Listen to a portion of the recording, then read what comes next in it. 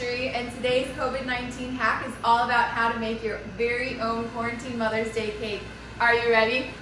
Alright, so jumping right in, the first thing you want to do is make sure you have all of your ingredients to room temperature. Then you're going to take your dry ingredients like your flour, salt, and baking powder and sift them into a separate bowl. In the bowl that you're going to be preparing all of your batter, you want to take your butter and sugar and beat it on medium-high for about 4 to 5 minutes until it's light and fluffy. Make sure, meanwhile, that your buttermilk and your vanilla are together. What you're going to do is separate your eggs and then add them to the batter one at a time, slowly incorporating into the batter. And you're going to take 1/3 of your dry ingredients and alternate with 1/3 of your wet ingredients and add it to the batter until it's all the way completely incorporated. You don't want to overbeat, it's really important because then you're going to have a hard cake. When you're adding your batter to your cake pans, make sure that you grease them well, and you might want to also do the additional step of adding parchment paper around the edges just so that it doesn't stick when you come out. And so now to make the frosting, you're going to bring 3 sticks of butter to room temperature. You're going to beat them on high or medium high until they're nice and smooth, and you're going to see like it'll come to a lighter color. That'll take around 4 to 5 minutes. Then once you're at that point, you're going to add 1/3 of your confectioner's sugar to the mix, and then you're going to beat that for about 3 to 4 minutes as well on medium high.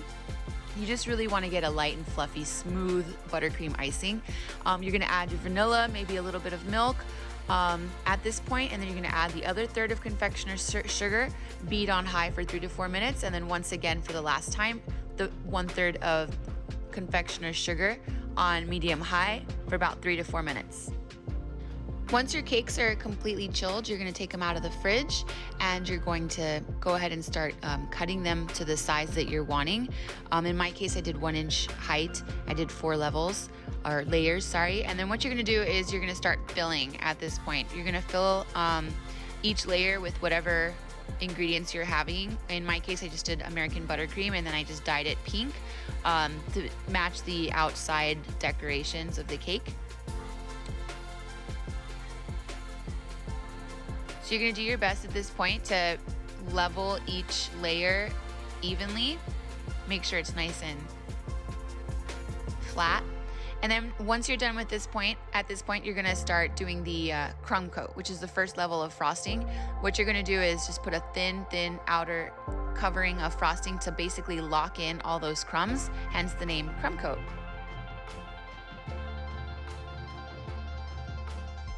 Now this doesn't have to be perfect because you're going to be frosting on top of it, your final layer, right? But you do want to make it semi-smooth because you don't want it to be going through the second layer of frosting.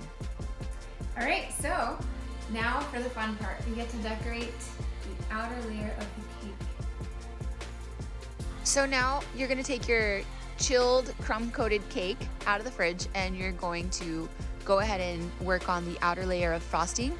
So this is going to be your final coat, so you want to make sure it's nice and smooth. You have a nice, perfect finish. And you're going to achieve that by using your offset spatula and your cake scraper. Once you get pretty close to almost having the perfect finish is when you're going to add the watercolor effect, which is adding the other color or colors that you're going to be using to the final coat. And then you're going to smooth it over. And it's going to give you that beautiful watercolored look. Then you're going to continue smoothing until it's just right.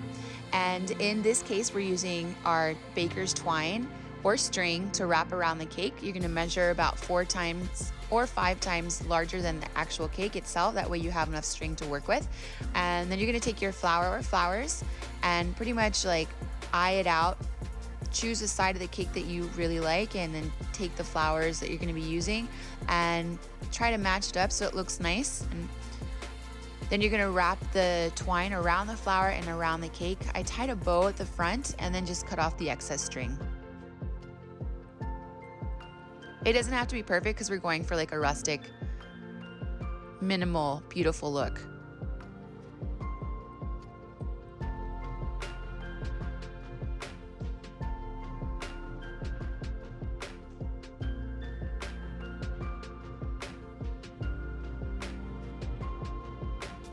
So then I realized, hey, you know, we live in Miami. Everyone loves bling here, so why not? Why not give mom what she deserves? I put some gold and I made some gold, I took some gold dust and some vodka and made some gold paint and just splattered it all over the cake. And I decided that that still wasn't enough bling, and so I added gold to the whole top edge just to accentuate the rough texture on top and to add just another layer of bling to our cake. Feel free to add whatever decor you want to it. The point is to enjoy the final look of your cake, and this is the final product of the design I wanted to show you guys. It's beautiful, it's simple, it's rustic, it's clean, it's classy. Hey y'all, I'm not gonna leave you in the dark. I've got 5 pro tips to ensure that you make the perfect Mother's Day quarantine cake, all right? So tip number 1, super important, read the recipe. Click on the link in the description box below where you'll find all the information that you need, all the ingredients and all the tips and everything. Super important, you don't wanna start your recipe and then halfway through realize that you're missing something and have to go running over to your next door neighbors begging for ingredients. Not like I've ever had to do that before. Of course not.